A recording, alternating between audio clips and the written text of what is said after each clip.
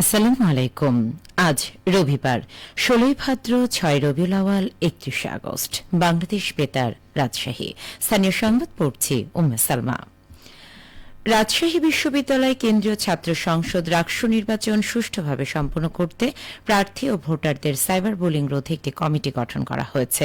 গতকাল সন্ধ্যায় জনসংযোগ দপ্তরের প্রশাসক প্রফেসর মোহাম্মদ আক্তার হোসেন মজুমদার এ তথ্য জানিয়েছেন।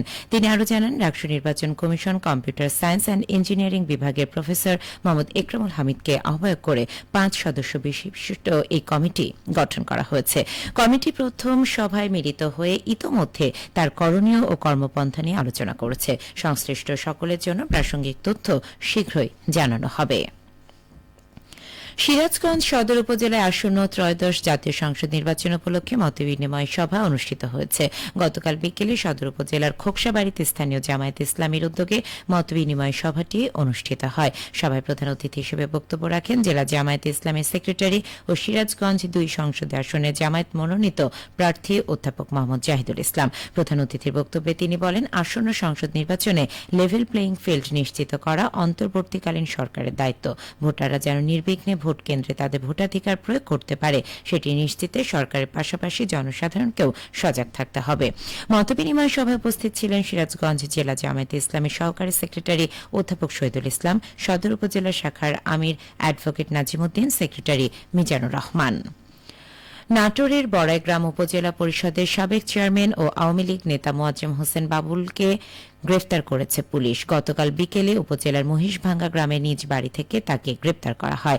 গ্রেপ্তারকৃত বাবলু উপজেলা আওয়ামী লীগের সাবেক যুগ্ম সাধারণ সম্পাদক ও সর্বশেষ উপজেলা পরিষদ নির্বাচনে নির্বাচিত হয়েছিলেন। গত বছরের ৫ আগস্ট আওয়ামী লীগ সরকারের পতনের পর থেকে তিনি আত্মগোপনে ছিলেন। বড়াইগ্রাম থানার ওসি গোলাম সারওয়ার হোসেন জানান, গ্রেপ্তারকৃত বাবলু রাজনৈতিক ও বিস্ফোরক আইনে ২টি মামলার আসামি। এই ২টি মামলায় আটক দেখিয়ে তাকে আজ আদালতে পাঠানো হবে। আমন মৌসুমে কৃষকরা যাতে সরকার নির্ধারিত দামে সব ধরনের সার কিনতে পারেন সেজন্য নন্দীগ্রামে সারের বাজার তদারকিতে জোর দিয়েছে উপজেলা কৃষি অফিস। ইতোমধ্যে পর্যাপ্ত সার বরাদ্দ দেওয়া হয়েছে এবং ডিলারদের গুদামে মজুদ রয়েছে।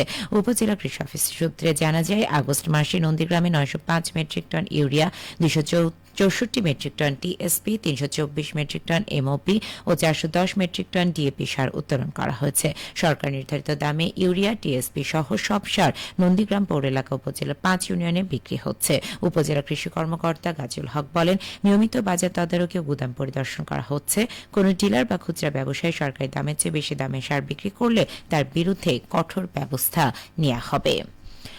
বগুড়ার সোনাতলায় পলিনেট পদ্ধতিতে আগাম মরিচের চারা তৈরিতে ব্যস্ত সময় পার করছেন কৃষকেরা বাড়ির উঠানে, উঁচু জায়গায়, বাড়ির ছাদে, ভিটে বাগানে পলিনেট পদ্ধতিতে চারা উৎপাদন করছেন।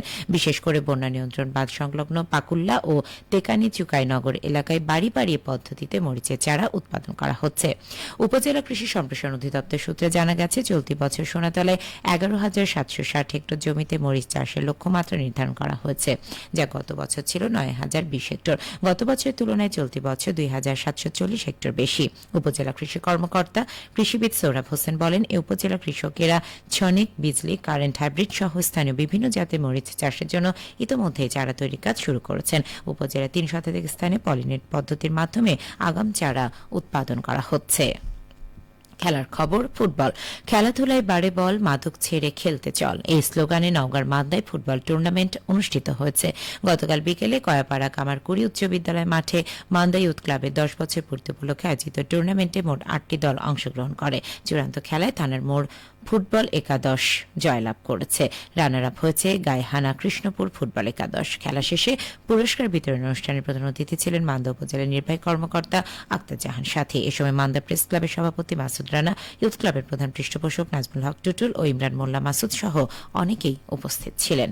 সবশেষে আবহাওয়া। আজ সকাল ৬টায় রাজশাহীতে তাপমাত্রা ছিল ২৮ ডিগ্রি সেলসিয়াস। এ সময় বাতাসে আর্দ্রতার পরিমাণ ছিল ৯৬%। রাজশাহী পার্শ্ববর্তী এলাকায় আজ সূর্যোদয় হচ্ছে ভোর ৫টা ৩৫ মিনিট এবং সূর্যাস্ত সন্ধ্যে ৬টা ২৪ মিনিটে। সংবাদ শেষ হলো। আমাদের পরবর্তী স্থানীয় সংবাদ দুপুর ১২টা ১০ মিনিটে।